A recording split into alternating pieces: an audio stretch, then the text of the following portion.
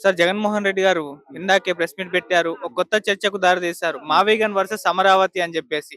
So మేము మా మేనిఫెస్టోలో కూడా మేము పెడతాము. మావిగన్ ఎవరైతే కోరుకుంటున్నారో వాళ్ళు మాకు ఓటేస్తారు. అమరావతి కోరుకుంటున్న వాళ్ళు ఆహ్, కూటమి ప్రభుత్వానికే ఇస్తారని చెప్పేసి చెప్పడం జరిగింది. సో ఈ మావిగన్ వర్సెస్ అమరావతి పైన మీ ఒపీనియన్ ఏంటి? 3 సంవత్సరాల తర్వాత మాట్లాడమని. ఇంకా 3 సంవత్సరాల టైం ఉంది కదా!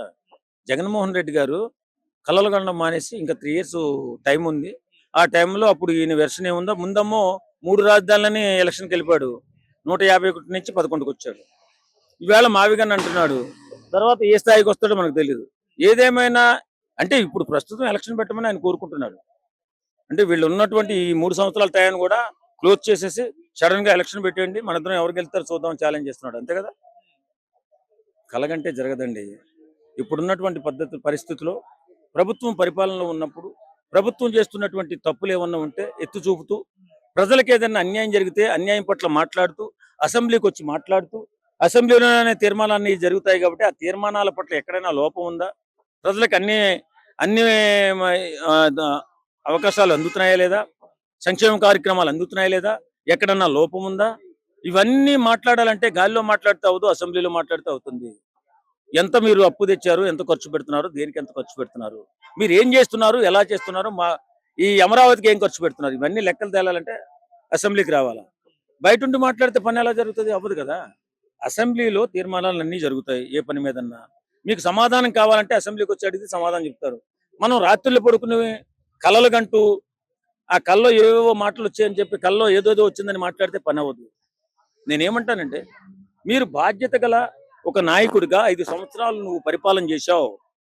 ఆ పరిపాలన చేసినటువంటి వ్యక్తిగా ప్రజల పట్ల మీకు బాధ్యత ఉండాలా. ప్రజలకు జరుగుతున్న అన్యాయం ఏదన్నా ఉంటే మీరు ఎదిరించి మాట్లాడి ప్రజల పక్షాన్ని నిలబడాలా.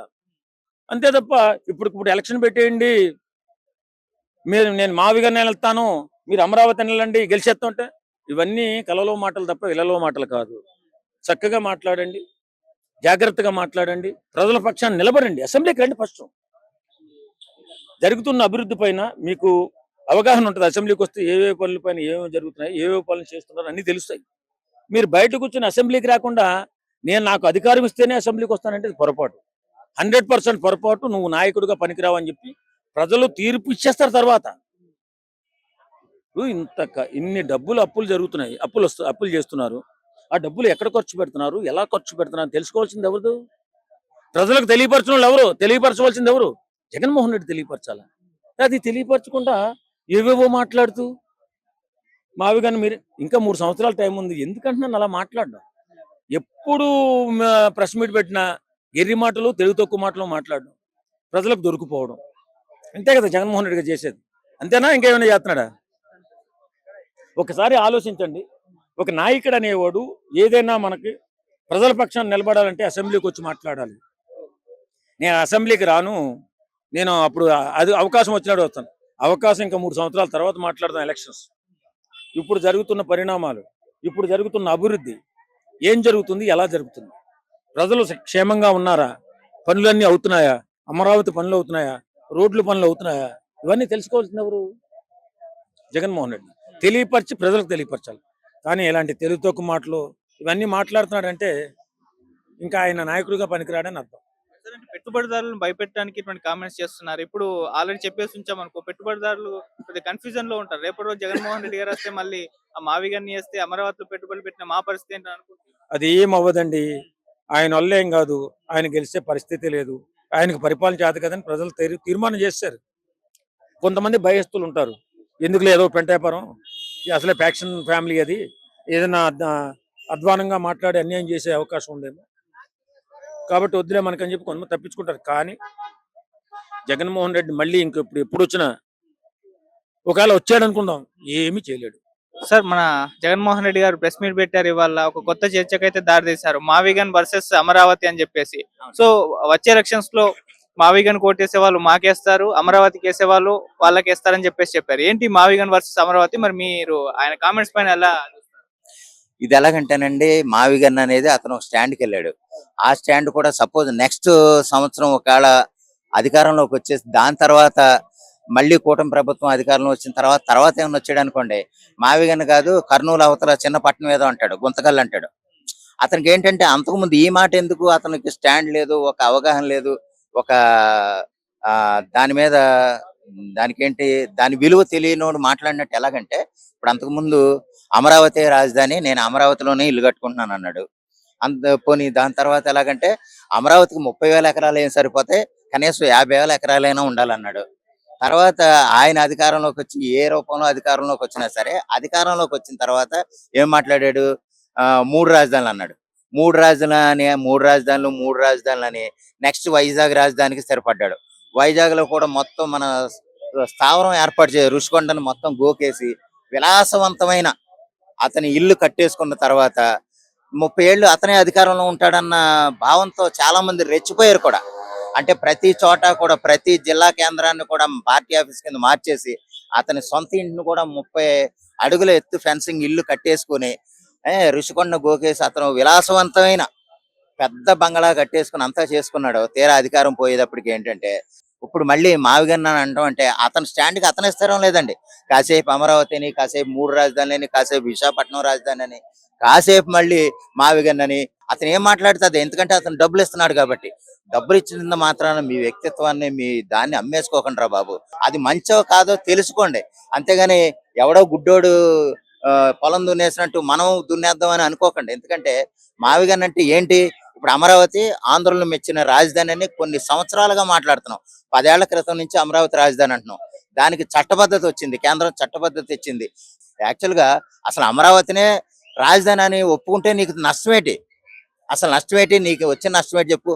ఏదేమైనా సరే కొంచెం పరిపక్వతతో ఒక రాష్ట్ర ముఖ్యమంత్రిగా ఆలోచించి మంచి నిర్ణయం తీసుకుని ప్రజల నుంచి కూడా మంచి ఉద్దేశంతో నువ్వు ఎదగాలని నేను కోరుకుంటున్నాను.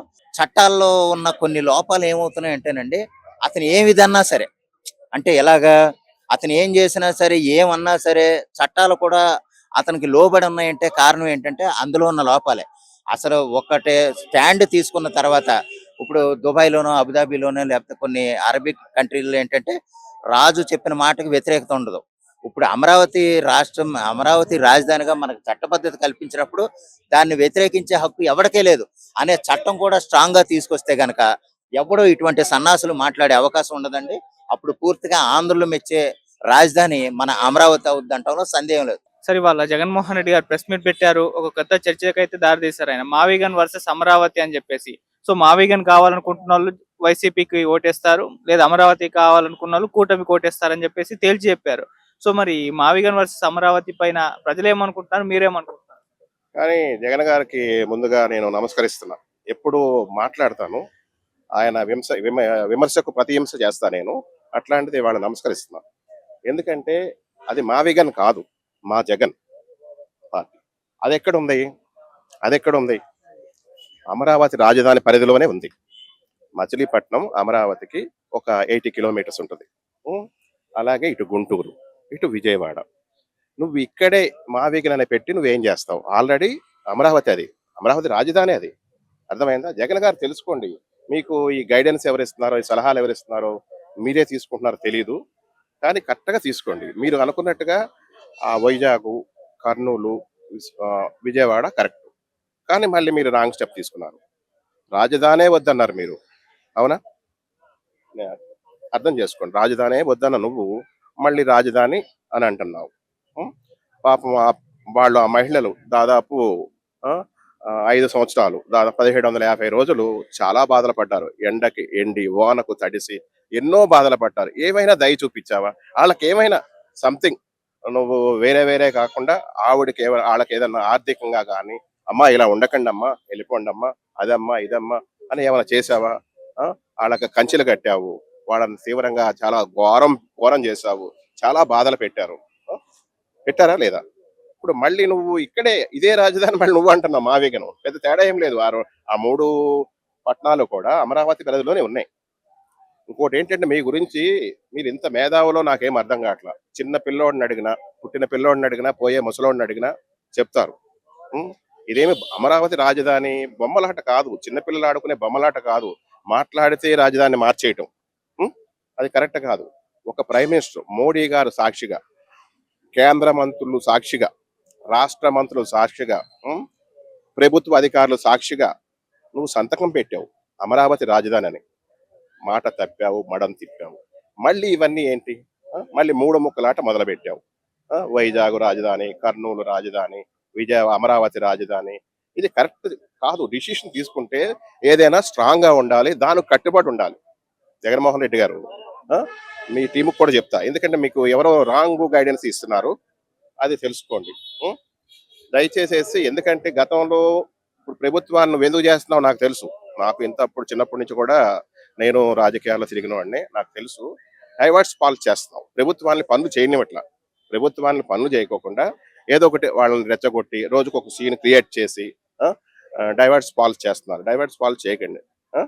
ఈ మానుకోండి. మీరు ప్రజలకు సేవ చేయండి. ఏదన్నా ఉంటే ప్రభుత్వం నుంచి ప్రజలకు ఏమైనా ఫండ్స్ అందట్లేదా, అవి ప్రభుత్వంతో ఫైట్ చేసి ఆ ప్రజలకు ఇప్పించే కార్యక్రమాలు చేయండి. కులాల వైద్యగానో, మతాల వైద్యగానో, నీకు అలవాటు కదా కులాలను విడదీయటం, మతాలను విడదీయటం, ఈ కొట్లాట్ల పీకులాట్లు చేయటం. కాబట్టి వాళ్ళకి ఎవరికైనా ఏదన్నా ఆర్థికమైన ప్రాబ్లమ్స్ ఉంటే ప్రభుత్వం నుంచి ఇప్పించే ఏర్పాట్లు చేయండి. అంతేగాని ఒక రోజేమో అక్కడ వైజాగ్ దగ్గర ఏదో కాపు సంఘం మీటింగులు, మళ్ళీ రాజమండ్రిలో కాపు సంఘం మీటింగులు, ఇక్కడ అమరావతి దగ్గరికి వెళ్ళిపోయి మన గ్యాంగ్ ని పంపించేసి ఒక విధ్వంసం సృష్టించావు. సాయి కృష్ణ కేసు విషయం చిన్నదే, అది పెద్ద ఇష్యూ చేసావు.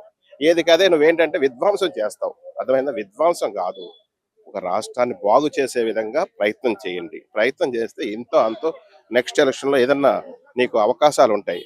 కానీ చేతులారా అవి పోగొట్టుకుంటున్నావు. ప్లీజ్ జగన్మోహన్ రెడ్డి గారు అర్థం చేసుకోండి. నువ్వేంటంటే ఇప్పుడు మీ వెనకాల తిరిగే ప్రతి ఒక్కడు కూడా గతంలో రాష్ట్ర సొమ్ముని చాలా దోసుకు తిన్నారు. వాటికి లెక్కలు చెప్పాల్సి వస్తుంది. తెలుసు నాకు మీరు ఇలా ఎందుకు చేస్తున్నారంటే, నెక్స్ట్ గవర్నమెంట్ అన్ని పనులు చేసేస్తుంది. నాకు తెలిసి 2029కి అన్ని పనులు చేసేస్తుంది గవర్నమెంట్. అర్థమైందా? పోలవరం కానీ, అమరావతి కానీ, సంథింగ్ చాలా ఫ్యాక్టరీలు వస్తాయి, కంపెనీలు వస్తాయి. ఆంధ్రప్రదేశ్ మాత్రం చాలా హ్యాపీగా ఎక్కడో ఉంటది, అంత అభివృద్ధి చెందుతుంది అని మీకు తెలిసే ఈ రోజు నుంచి ఈ క్రియేట్. మా గవర్నమెంట్ వస్తే మా గవర్నమెంట్ వచ్చి అది చేస్తాం, ఇచ్చేస్తాం, రఫా నరికేస్తాం, పొడి చేస్తాం. ఇదేంటి? ఇదేమన్నా రెండు కుటుంబాల మధ్య కొట్లాట? రాష్ట్రం, దేశం అభివృద్ధిలో నడిపించే విధంగా మీరు ప్రయత్నాలు చేయాలి. అంతేగాని ఈ ఆల్తు పాల్తు రాజకీయాలు చేయకండి. జగన్మోహన్ రెడ్డి గారు, మీకు చెప్పాలంటే చాలా ఉంది.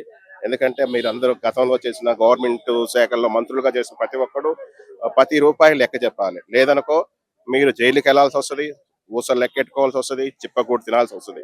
ఇంకోటి ఏంటంటే, మీ చెల్లి జగనన్న ఇసిరిన బాణం అని చెప్పుకుంది ఒకప్పుడు, ఆవిడ కూడా మిమ్మల్ని ఇడిపిస్తాక రాదు.